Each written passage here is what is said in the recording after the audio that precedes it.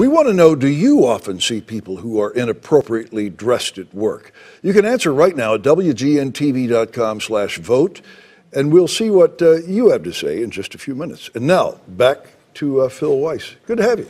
Good to be here. You know, it seems for every clueless employee who shows up at the workplace in flip-flops and a tank top, there's a manager who's equally clueless. They don't know how to deal with it.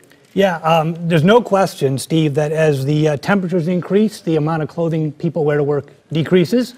But that's not the big risk. It's the managers themselves. Some of them hide from the problem. Some of them bungle the conversation. They're kind of intimidated by it, aren't they? They are. In fact, there's one a doctor. In fact, his method was to retreat to his comfort zone, which was medicine.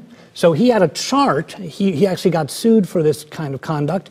He had a chart in the back of the clinic with an anatomically correct human body. Don't show this. That's right. He said, that's you and that's showing. So you're exactly right.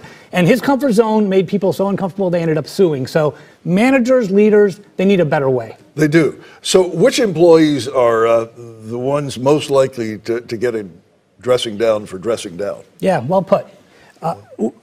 At-home workers are one problem area. People that come to work rarely because they've got to find that one business outfit. But they think they can wear the pajamas to work. Right. And on video conferences, they often do. But the biggest group in terms of challenges for managers, speaking of where we are in the year, is summer interns. People that come from high school, college, because we know where they were a week ago, which is in school. So their preferred clothing is whatever is nearest to the bed, maybe a week-old pair of shorts. In fact, we were training a group of interns last week on dress code and other matters, and the room was filled with vinyl mini skirts and muscle shirts and all kinds of other stuff. Really? And interestingly, two of the interns came up to me at the end of the session and said, Philip, we are so grateful you came to talk to us about this because we thought the dress code was optional for us as interns. We're only here a couple months of the year. Looking around the room, I think they thought maybe dress in general was optional, but it shows you that even with good judgment, you need some good guidance. And speaking of guidance, you've got some tips for managers on how to nudge employees who just don't get it. Yeah, first of all, you need the right people to have the right conversation because they get so tongue-tied.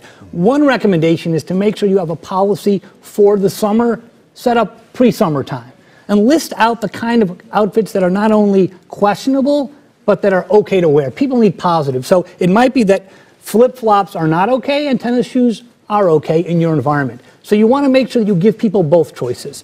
You want those people who are out there who can spot it and talk about it comfortably and respectfully. Sure. Let's take a look at our WGN viewer vote. And the question was, do you often see people who are inappropriately dressed at work? Let's look at the numbers. And I have a little trouble seeing it.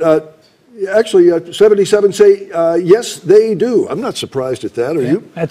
That's about the numbers that we see, but about it shows you the trend. Yeah. Good to have you in, Phil. Thanks.